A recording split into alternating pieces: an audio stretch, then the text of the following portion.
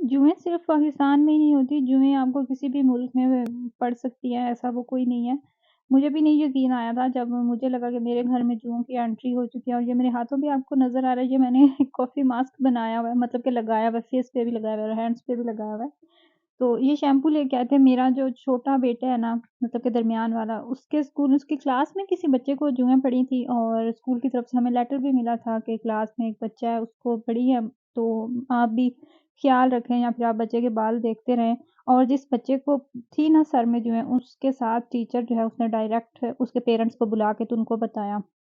हुआ क्या कि काफ़ी दिन से मेरा जो है ये भी ख़ारिश कर रहा था, जब मैंने इसका सर देखा तो मुझे लगा कि इसके बाल गंदे-गंदे हैं और आप यकीन करें मुझे तो यकीन ही नहीं आया देख के, क्योंकि मेरा बड़ा बेटा वो माशाल्लाह से भ्रूण-शूल उसका ख़त्म हो चुका है, लेकिन उसे आज तक ये इश्यू नहीं बना, उसके साथ ये कभी भी नहीं हुआ और मेराज के बाल जो हैं वो भी लंबे रखे हैं और इसके बाबा का तो कहना था कि इसकी टिंट कर देते हैं, लेकिन वो मेरा नहीं था दिल और इसके भाई ने भी कहा कि नहीं, स्कूल में बच्चे इसको बुली करेंगे, बच्चे फिर तंग भी करते हैं।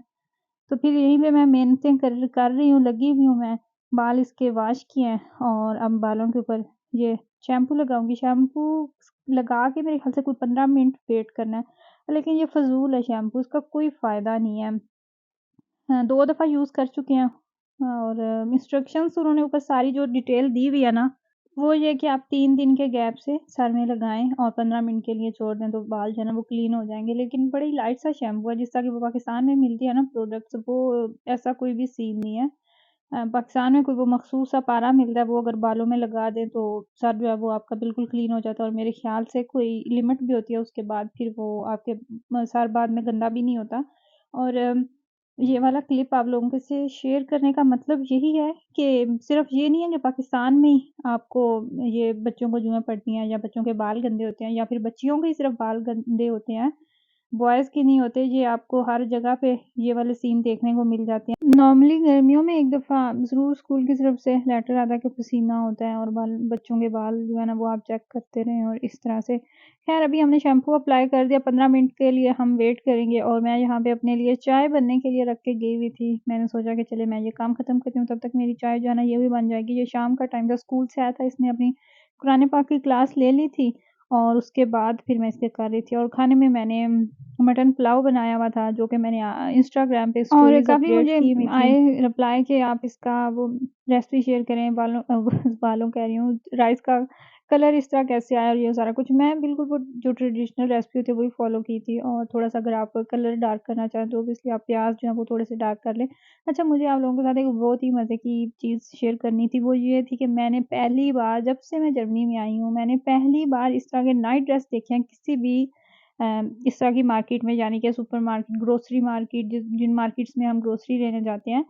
स्लीपिंग सूट होते हैं यहाँ पे भी, लेकिन वो आप कह लें कि टी-शर्ट्स होती हैं, लूज़ पैजामाज़ होते हैं। स्टाइल में इसी तरह के बिल्कुल था, लेकिन थोड़ा-सा उसका डिज़ाइन डिफरेंट था और उसका कलर ब्लैक था, वो मुझे ज़्यादा पसंद आया था, लेकिन वो सिर्फ़ एल साइज़ पड़ा हुआ था, तो वो मुझे नहीं मिला, तो मैंने फिर ये वाला जो अपॉर्चुनिटी है ना, ये भी लूज़ नहीं की, तो मैंने अपने लिए ले लिया। हालाँकि मेरा साइज़ तो एस है, लेकिन नाइट ड्रेस थोड़े से लूज़ हों तो ही अच्छे लगते हैं और ये मैं एल साइज़ लेके आई हूँ, जो कि बहुत ही ज़बरदस्त मुझे लगा और इसकी स्टिचिंग बड़ी फ़ाइन हुई हुई है। ये इसके बाजू हैं और बिल्कुल वैसे ही जैसा कि हम पाकिस्तान से लेके आते हैं ना, तो एग्जैक्टली वैसे ही हैं। और वैसे तो मेरा साइज़ एस है, लेकिन ये मैं एम लेके आई हूँ, लेकिन ये मुझे लग रहा है कि थोड़ा सा लूज़ है, स्पेशली जो इसका ट्राउज़र है, लेकिन हो जाएगा सेट। नाइट ड्रेस अगर थोड़े से लूज़ ही हो ना, तो ही बंदा कंफर्टेबल रहता है और हो सकता है इस तरह के नाइट ड्रेस आपको प्रीमार्ट में या फिर मेरे ख्याल से सी&राम में भी इस तरह के आपको मिल जाते हैं, लेकिन इतनी आसानी से यहाँ की किसी नज़दीक मार्केट से मुझे मिला है, तो मैं आप लोगों के साथ वो शेयर करी। इसका पैटर्न मुझे बड़ा अच्छा लगा, इसकी बिल्कुल वो जो इसका स्टाइल है, सेम वही जो हम पाकिस्तान से लेके आते हैं। मैं हमेशा से पाकिस्तान से ही मँगवाती हूँ नाइट ड्रेस और सेम इसका स्टाइल भी वही है और इसका स्टफ़ जो है वो विंटर के लिए ये बनाया गया है। 2 तरह के थे, एक लंबी शर्ट्स पड़ी हुई थी वहाँ पे और दूसरा ये था, तो मुझे ये वाला पसंद आया और इसमें एक और कलर था, वो आई गेस ब्लैक था, तो वो फिर मुझे नहीं पसंद आया, उससे ज़्यादा मुझे ये अच्छा लगा, तो मैंने ये ले लिया और इसकी प्राइस भी नहीं थी ज़्यादा। मेरे ख़्याल से कोई 6-7 यूरो, 6-7 तो नहीं, इससे तो ज़्यादा ही थी, 8-9 यूरो के अराउंड थी इसकी प्राइस और उसके अलावा मुझे ये ज़ावियार के लिए शूज़ मिले वहाँ पे बड़ी अच्छी डील पे। ये वाले उसके लिए ले लिए, ये उसको मेरे ख़्याल से नेक्स्ट ईयर ही ये बिल्कुल उसको साइज़ सेट आएगा। इसके माशाल्लाह से पाँव लंबे हैं, तो हमेशा इसकी ऐज के अकॉर्डिंग जो इसका साइज़ होना चाहिए ना, तो उससे मैं हमेशा इसके कपड़े भी लंबे लेती हूँ और इसके जूते जो होते हैं ना, वो भी लंबे लेती हूँ। और इस तरह के जूते ये मेरे ख़्याल से 15 यूरो के हमें मिले थे। और इस तरह के जूते अगर आप डाइशमैन या और किसी मार्केट में लेने जाते हैं तो आपको 40 से नीचे नहीं मिलते, बड़ी मुश्किल से, क्योंकि इतनी महँगाई हो चुकी है और स्पेशली जो बेबीज़ का स्टफ़ होता है ना, वो तो वैसे ही उनकी अच्छी खासी कीमतें होती हैं, तो वो फिर आपको महँगे ही मिलते हैं। अगर आप विंटर के लिहाज़ से कुछ लेना चाहें ना बच्चों का स्टफ़ और इस तरह वो स तो आप ये जो आल्डी और लिडल मार्केट्स होती हैं ना और काउफलैंड, इन मार्केट्स में हमेशा मौसम के अकॉर्डिंग सामान आता रहता है, जूते आते हैं, बच्चों के कपड़े आते हैं। तो अगर आप बहुत एक्सपेंसिव अफ़ोर्ड नहीं कर सकते और आप चाहते हैं कि स्टफ़ भी अच्छा हो और प्राइस जो है वो भी रीज़नेबल हो, तो ये वाली मार्केट्स आप ज़रूर देखा करें। इनकी जो पब्लिसिटी आती है ना, वो आप चेक करते रहा करें, आपको बड़ी अच्छी चीज़ें वहाँ से मिल जाती हैं। और ये वाले जूते 7 यूरो के मैं लिडल मार्केट से इसके लिए लाई थी। इसके अंदर स्लाइड्स भी हैं और किंडरगार्टन में बच्चों के ये बहुत काम आते हैं और वैसे भी अगर आप बाहर जा रहे हैं तो बिल्कुल जो है अंदर से पूरे वार्म हैं। और मैंने आप लोगों के साथ एक बैड न्यूज़ ही थी मेरे लिए, तो ख़ैर मैंने वो आप लोगों के साथ बात शेयर करनी थी कि मेरे साथ क्या हुआ, बदकिस्मती थी मेरी शायद। लेकिन होता वही है, अल्लाह के हुक्म से ही होता है, जो भी होता है और इस तरह के सीन यहाँ पे अक्सर हो जाते हैं। मेरे साथ भी कुछ ऐसा ही हुआ, लेकिन वो थोड़ा-सा टाइम मैंने मुश्किल में गुज़ारना था।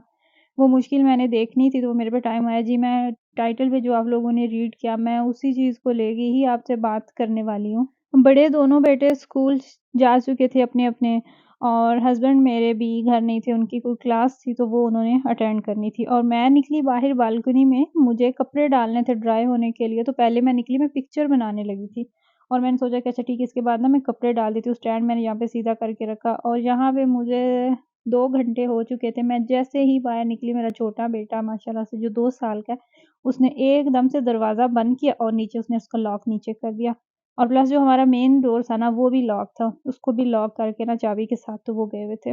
तो मैं दरवाज़ा इतना मैंने खटखटाया दरवाज़ा कि ज़ावियार दरवाज़ा खोलें, लेकिन ज़ावियार साहब को तो समझ ही नहीं आ रही थी। यहाँ से फिर मैंने हेल्प भी ली, मेरी हमसाई भी आई, मैंने उससे कहा कि तुम ऊपर आओ और आके बेल दबाओ तो शायद ये जाए और दरवाज़ा खोल दे। तो यहाँ पे मैं उसी का वेट कर रही थी, वो मुझे कहती है कि ठीक है मैं आती हूँ। उसने वो आके वो बेचारी बेल्स दबाती रही और ये गया भी था, इसने कोशिश भी की दरवाज़ा खोलने की, लेकिन वो दरवाज़ा तो लॉक था, वो चाबी के बिना तो खुल नहीं सकता था, तो वो भी फिर मायूसी हुई।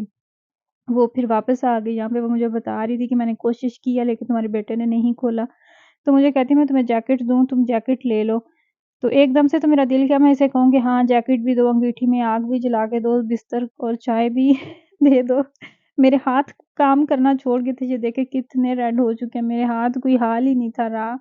और मुझे ज़्यादा तकलीफ़ हो रही थी कि ज़ावियार के सोने का टाइम था, उसके लिए मैंने दूध माइक्रोवेव में रखा हुआ था, वो बार-बार अलग से बीप हो रही थी। फिर वो बेचारा रो-रो के फिर खड़ा-खड़ा वो सोफ़े पे सो गया, वहाँ से वो गिरा, फिर वो उठ के सोफ़े पे गया। फिर मैंने अपने हस्बैंड को भी मैसेजेस किए हुए थे, वो उनके पास उनका फ़ोन ही नहीं था। तो इतना लंबा इंतज़ार करने के बाद मैं तकरीबन साढ़े 3 घंटे थे, साढ़े 3 घंटे मैं लगातार बालकनी में रही हूँ और मैंने कपड़े भी कुछ भी गरम नहीं पहना हुआ था, वही नाइट ड्रेस जो आपको मिरर से नज़र आ रहा है, वही मैंने पहना हुआ था और मुझे लग रहा था कि मैं बीमार हो जाऊँगी, लेकिन अल्लाह का शुक्र है तबीयत तो मेरी सेट रही। लेकिन ये जो मुश्किल टाइम मैंने देखा ना, मुझे सारी ज़िंदगी नहीं भूलेगा। और यहाँ के दरवाज़े इस तरह के होते हैं, मेन दरवाज़ा भी और बालकनी का दरवाज़ा भी, ये बाहर से आप नहीं खोल सकते, आपने अंदर से ही खोलना होता है अगर ये लॉक हो जाए। मैसेज किए हुए थे, इतनी कॉल्स की हुई थी, तो वो फिर भागते हुए आए और आके उन्होंने दरवाज़ा खोला और मैं अंदर आई, तो मैं तो ऐसे फ्रीज़ हुई पड़ी थी। बड़े बेटे के पास भी कीज़ होती हैं, वहाँ पे मैंने कॉल इसलिए नहीं की, मुझे ये था कि मेरे हस्बैंड पास ही थे, करीब ही थे, तो वो आ जाएँगे, बस थोड़ी देर तक आ रहे हैं, तो वो इसी इंतज़ार में इतना टाइम गुज़र गया। और फिर पुलिस को भी मैंने नहीं कॉल की, वो मुझे यही लग रहा था कि मेरे हस्बैंड आ जाएँगे तो वो फिर आके दरवाज़ा खोल लेंगे, लेकिन मुझे इस चीज़ का आइडिया नहीं था कि उनके पास उनका फ़ोन है ही नहीं। वो बता रहे थे बाद में कि जब जाते हैं तो वो फिर रिसेप्शन पे ही फ़ोन आपका ले लेते हैं। ये थी मेरी आज की वीडियो, आई होप कि आपको अच्छी लगी होगी। दुआ में याद